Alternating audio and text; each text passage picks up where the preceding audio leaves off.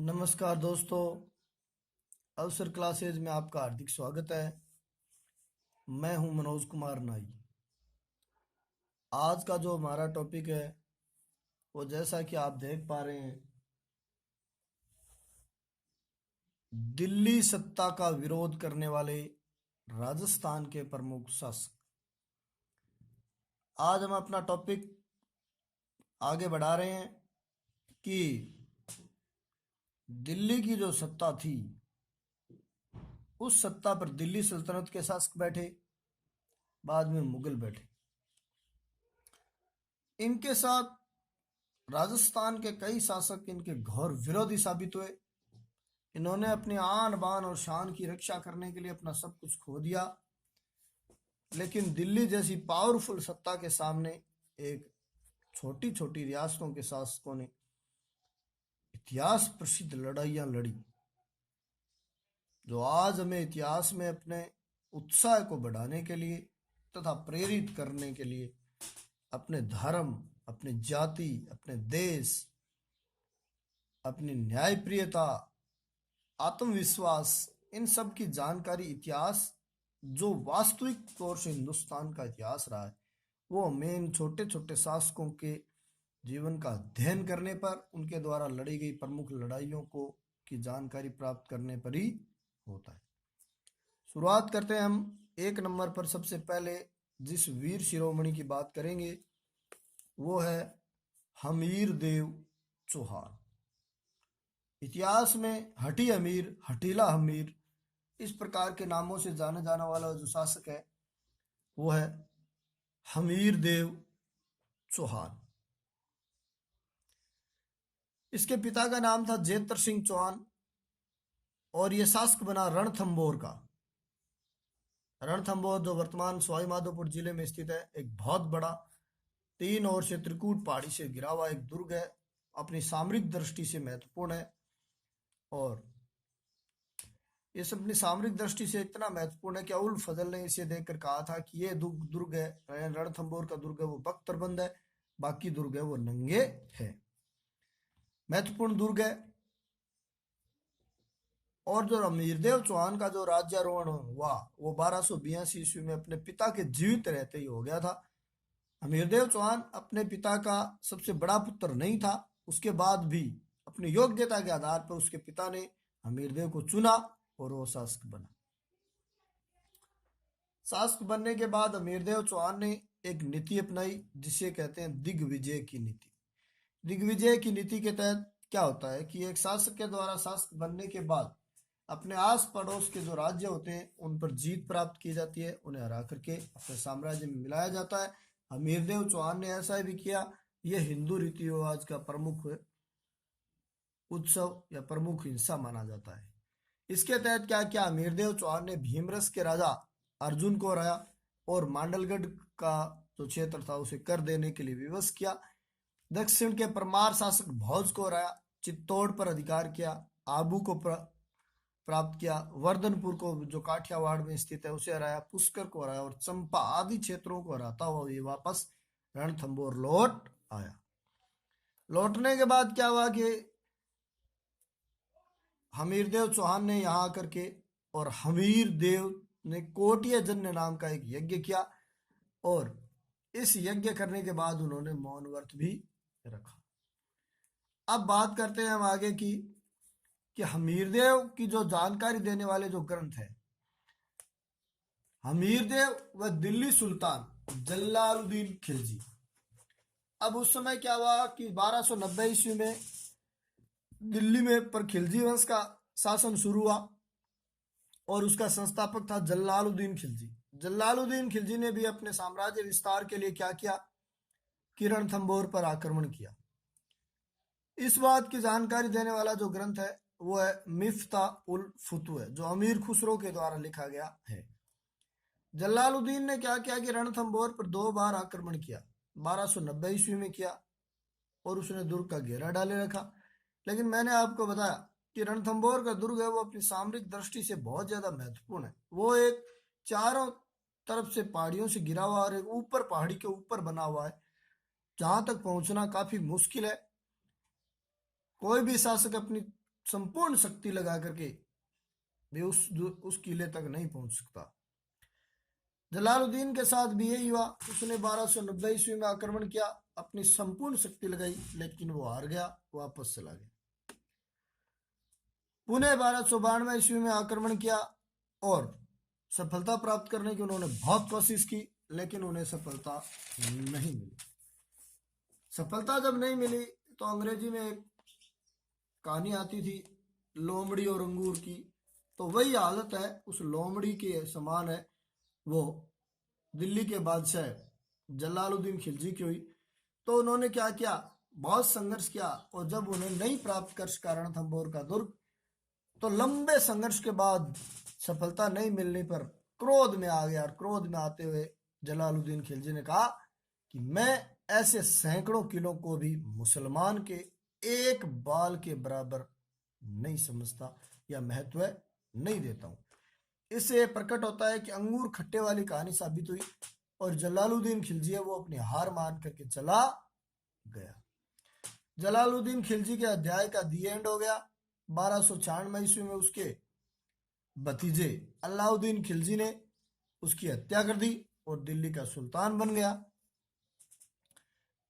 अब सुल्तान बनने के बाद हमीरदेव चौहान के साथ अलाउद्दीन खिलजी का संघर्ष हुआ।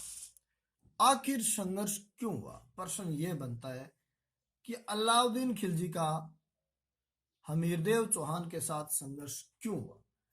हर चीज के पीछे कोई न कोई कारण होता है, और वो कारण उसका जिम्मेदार भी होता है।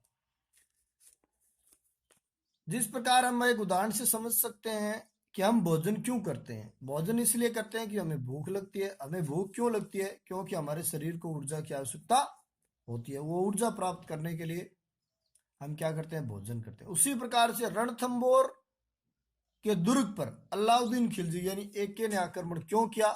उसका प्रमुख कारण है, उसके मुख्यतः 5 कारण है।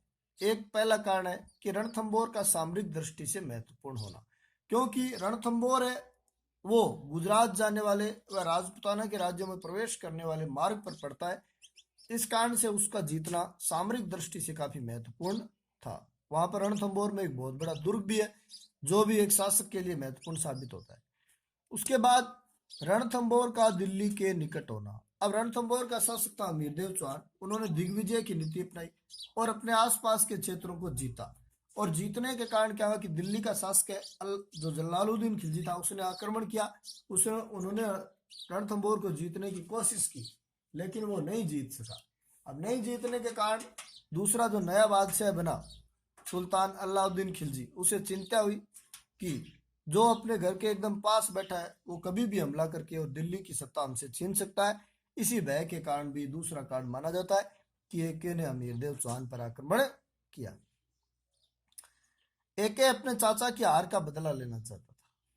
भाई जो भी हो, उन्होंने अपने घर में लड़ाइयां लड़ी, लेकिन हत्या भी की, लेकिन फिर भी पराये को हराना उसका एक धर्म है। एक कारण यह भी माना जाता है कि एके ने अपने चाचा की हार का बदला लेने के लिए रणथंभौर पर आक्रमण किया। अब महत्वपूर्ण और सबसे पॉइंटेड जो कारण है वो कारण ये है कि एके यानी अलाउद्दीन खिलजी है वो एक महत्वाकांक्षी व साम्राज्यवादी शासक था। वो अपने आप को सिकंदर के समान समझता था, और वो अपने साम्राज्य को बहुत ज्यादा विस्तार करना चाहता था। सबसे महत्वपूर्ण कारण यही है कि उन्होंने साम्राज्यवादी नीति का विस्तार किया। अब बात करते हैं हम कि हमीरदेव के एक ग्रंथ है हमीरदेव से संबंधित हमीर महाकाव्य, और इस ग्रंथ की रचना की है नयन चंद्र सूरी ने। यह नयन चंद्र सूरी का हमीर महाकाव्य ग्रंथ है। वह इसका समर्थन है वो मुस्लिम इतिहासकार इसामी भी करते हैं। वो ऐसा कहते हैं कि जो अलाउद्दीन खिलजी है उसके 2 सेनापति उल्लूक खां व नुसरत खां गुजरात से लौट रहे थे। तो जालोर के पास क्या हुआ कि इन सेनापतियों को लूट के माल को लेकर के आपस में विद्रोह हो गया। विद्रोह होने के कारण क्या हुआ कि जो विद्रोही सेनापति थे, विद्रोही सैनिक थे, उनको मार दिया गया। लेकिन उनमें से 2, एक मोहम्मद शाह व एक उसका भाई कहरबू भाग गए, और भाग करके वो हमीरदेव चौहान की शरण में आ गए। तो अलाउद्दीन खिलजी इन अपने विद्रोही सेनापतियों मोहम्मद शाह व कैरबू को भी वापस प्राप्त करना चाहता था। ये भी एक उन्होंने रणथंभौर के शासक से कहा कि मेरे विद्रोही सेनापति मुझे वापस लौटाओ, लेकिन शरणागत की रक्षा करना है वो हमीरदेव ने अपना पहला धर्म बताते हुए उन्हें वापस देने से मना कर दिया। इसके अतिरिक्त एक ग्रंथ और है चंद्रशेखर के द्वारा रचा हुआ हमीर हट। इसमें एक अलग ही कहानी बताई गई है। उन्होंने बताया गया है कि मोहम्मद शाह है वो जो अलाउद्दीन खिलजी का एक सेनापति था, तथा अलाउद्दीन खिलजी की एक मराठा बेगम थी जिसका नाम था चिमना चिमना बेगम मराठा बेगम चिमना और इस मोहम्मद शाह के बीच में क्या था, प्रेम प्रसंग था।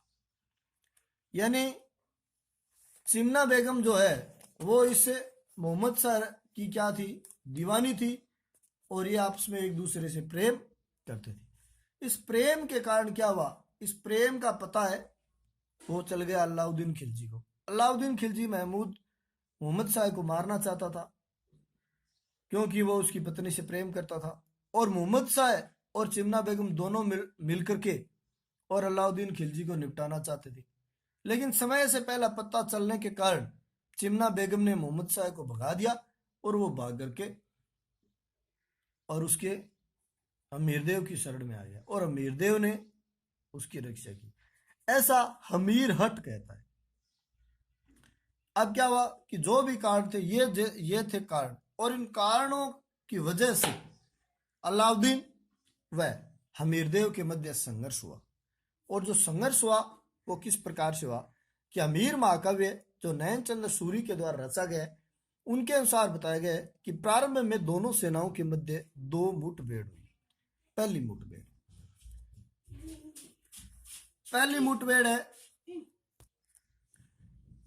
मुठभेड़ अमीरदेव का सेनापति भीम सिंह मारा गया। यानी हुआ कुछ यूं कि अलाउद्दीन खिलजी पर सबसे पहले अलाउद्दीन खिलजी ने अमीरदेव पर आक्रमण करने के लिए अपने दो सेनापति उल्लूक खां व नुसरत खां को भेजा। उसमें क्या हुआ कि उल्लूक खां और नुसरत खां ने क्या किया, सबसे पहले रणथंभौर दुर्ग की कुंजी कहे जाने वाले झाई के दुर्ग पर आक्रमण किया और उसे अपने कब्जे में ले लिया। इधर अमीरदेव चौहान ने अपने दो सेनापति भीम सिंह व धर्म सिंह को भेजा।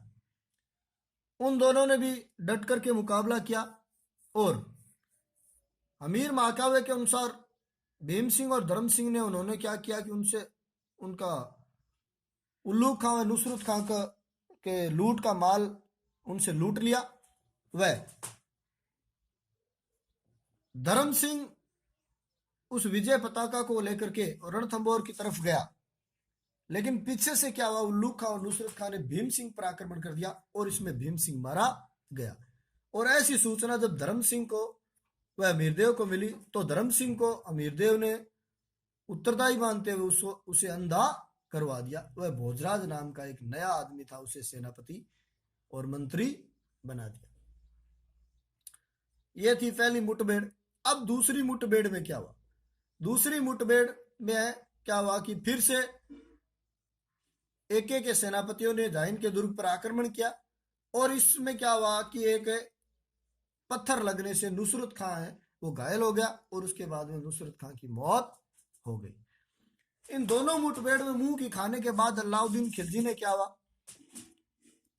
कि रणथंभौर के दुर्ग के जाने पर अस्थायी कब्जा किया, लेकिन वो अस्थायी कब्जा नहीं कर पाए।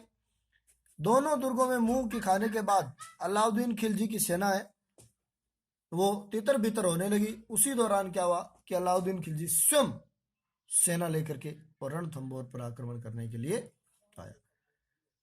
अमीर खुसरो की एक रचना है खजाइन उल फुतुह, ये इस बात की जानकारी देता है कि अलाउद्दीन खिलजी है वो स्वयं लड़ने के लिए आया और उसने किस प्रकार से लड़ाई लड़ी वो हम देखते हैं कि एक को जब प्रारंभ में सफलता नहीं मिली, उन्होंने अलाउद्दीन खिलजी ने आकर के रणथंभौर के दुर्ग का घेरा डाल लिया। लेकिन रणथंभौर का दुर्ग सामरिक दृष्टि से बहुत महत्वपूर्ण है, प्राकृतिक शक्तियों से घिरा हुआ था। इस कारण से घेरा कई महीनों तक चलता रहा, लेकिन अलाउद्दीन खिलजी बिल्कुल भी उनका कुछ नहीं बिगाड़ पाए। जब कुछ भी नहीं बिगाड़ पाए तो अमीरदेव के पास अलाउद्दीन ने अपनी चाल चलते हुए एक सैनिक को भेजा कि वो एक दूत को भेजा कि वो अमीरदेव से संधि करना चाहता है। इस संधि करने के लिए अमीरदेव चौहान ने अपने एक सेनापति रणमल को भेजा और रणमल को अलाउद्दीन ने दुर्ग का लालच देते हुए और युद्ध जीतने के बाद राजा बनाने का लालच देते हुए उन्होंने अपनी ओर मिला लिया। और रणमल ने अपने साथ एक व्यक्ति और रतिपाल को मिलाकर के दोनों है वो अलाउद्दीन खिलजी के साथ मिल गए और अमीरदेव चौहान के साथ इन्होंने क्या कर लिया, बहुत बड़ा धोखा कर लिया। अब क्या हुआ कि इन दोनों विश्वासघातियों के सहयोग से अलाउद्दीन खिलजी ने क्या किया कि दुर्ग की जो खाद्य सामग्री थी उसे नष्ट करवा दिया, उसमें गाय की हड्डियों का चूरा मिलवा दिया। उससे क्या हुआ कि खाद्य सामग्री नष्ट हो गई और खाने पीने की दुर्ग में सामग्री की कमी होने के कारण क्या हुआ कि दुर्ग में भूखों मरने के दिन आ गए। ऐसी स्थिति में देख करके और अमीरदेव चौहान ने अपनी शक्ति को पहचाना और उन्होंने क्या किया, केसरिया बाना सिर पर पहना और शत्रु पर टूट पड़े।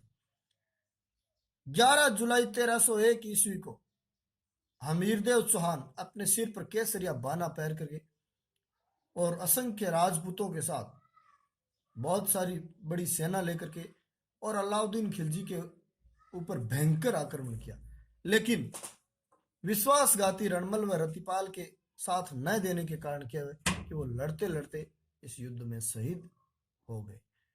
अब शहीद होने के कारण क्या हुआ कि 11 जुलाई 1301 ईस्वी को रणथंभौर के दुर्ग पर अलाउद्दीन का अधिकार हो गया और इस दिन ही राजस्थान का प्रथम व रणथंभौर का प्रथम साका हुआ। और साका क्या होता है, साका में होता है केसरिया व जोहर दोनों। केसरिया तो आप जान गए कि केसरिया बाना जब राजपूतों को ऐसा लगता था कि अब उनकी रक्षा करना नामुमकिन के लगभग पहुंच गए तो वो क्या करते थे कि अपनी संपूर्ण शक्ति के साथ केसरिया रंग का साफा सिर पर बांधते थे।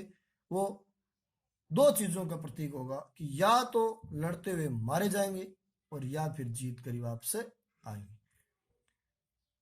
तो केसरिया इस बात का प्रतीक। और जब तक वो लड़ते रहते तब तक रानियां उनको देखती रहती और जब उनके ऐसा प्रतीत होता कि वो शहीद हो गए, वीर गति को प्राप्त हो गए, तब उन राजपूतों की रानियां अपने आप को आग में झोंक देती थी।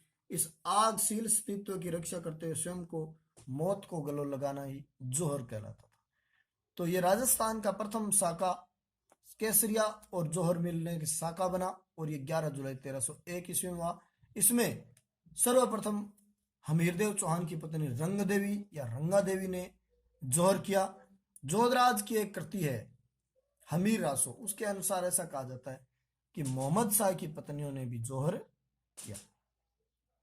कई इतिहासकार ऐसा कहते हैं कि अमीरदेव चौहान ने अपनी बेटी पदमला के नाम पर पदमला तालाब बनाया था, उसमें रानी ने कूद करके जान दे दी। यानी कुछ लोग जल जोहर की भी बात करते हैं, इसे अग्नि में न कूद करके जल में कूदना बताया जाता है। लेकिन कारण जो भी हो, इसी के साथ चौहानों की जो शाखा रणथंभौर की शाखा थी उसका अध्याय समाप्त हो गया।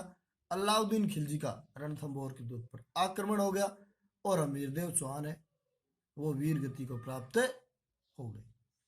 अमीरदेव क्या यदि हम मूल्यांकन करें तो हम देखते हैं कि अमीरदेव ने अपने जीवन में 17 युद्ध लड़े, उनमें से 16 युद्धों में वो उन्होंने जीत साबित की। अमीर इतिहास में शरणागत की रक्षा तथा अपने हट के लिए प्रसिद्ध है। अमीर के बारे में एक कहावत है कि सिंह सवन सतपुरुष वचन कदली फले एक बार, तिरिया तेल हमीर हट चढ़े न दूजी बार।